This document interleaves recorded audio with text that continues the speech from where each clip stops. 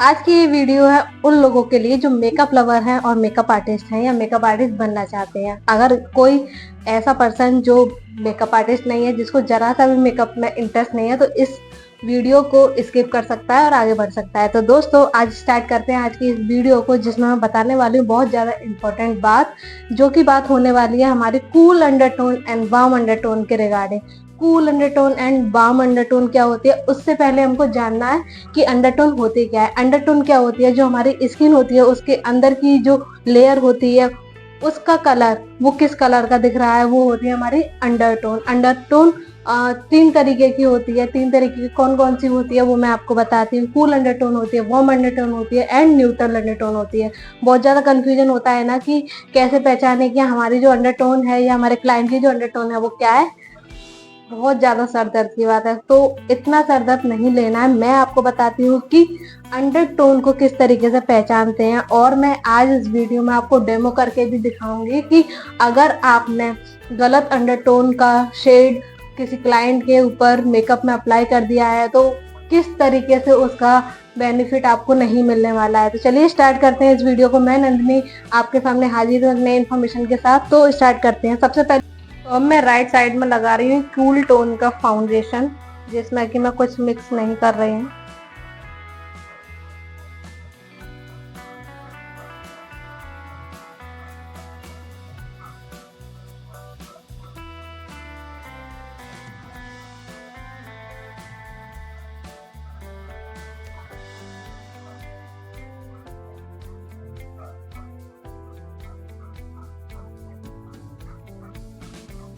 आप यहाँ पर देख सकते हैं मेरी स्किन से कितना ज़्यादा ब्राइट है। ठीक है, तो आप इस तरीके से भी आइडेंटिफाई कर सकते हैं।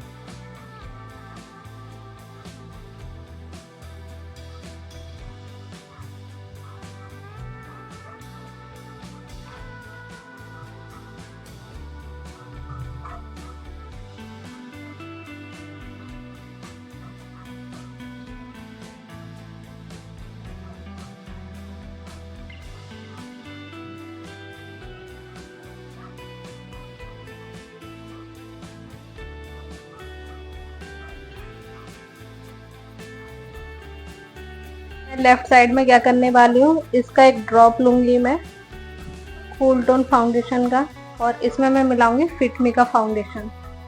ये जो फिटमी का फाउंडेशन है ये है हमारा वार्म टोन का और ये डस्की स्किन का है। तो मैं कूल टोन फाउंडेशन में ये वार्म टोन का फाउंडेशन मिलाने वाली हूँ।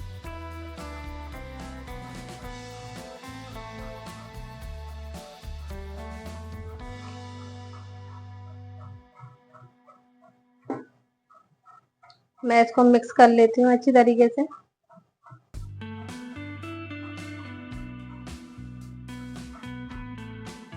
और मैं इसको आपको चेक करके बताती हूँ। ये जो कूल टोन का फाउंडेशन लगाया था ये उससे ज़्यादा ब्राइट नहीं है, लेकिन फिर भी ये अभी भी एग्जैक्ट मेरी स्किन पर नहीं मिल रहा है। लेकिन अगर आपको थोड़ी सी अपनी स्किन को ब्राइट दिखाना है तो आप एक टोन अपनी स्किन से ब्राइट रख सकते हैं। तो मैं इसी को अब अपनी स्किन पर लगाने वाली हूँ।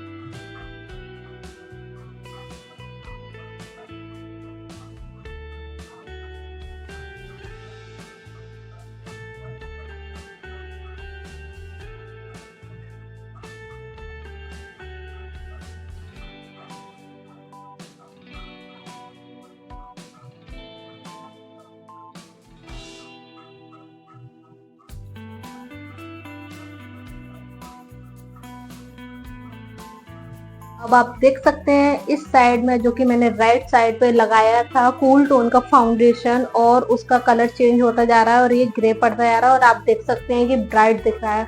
और लेफ्ट साइड में मैंने लगाया था अपनी स्किन से मिलता जुलता फाउंडेशन, जो कि फिटमी का मैंने वार्म टोन बनाने के लिए अप्लाई किया था। तो ये मेरी स्किन में मिल रहा है और ये ग्रे नहीं पड़ रहा है।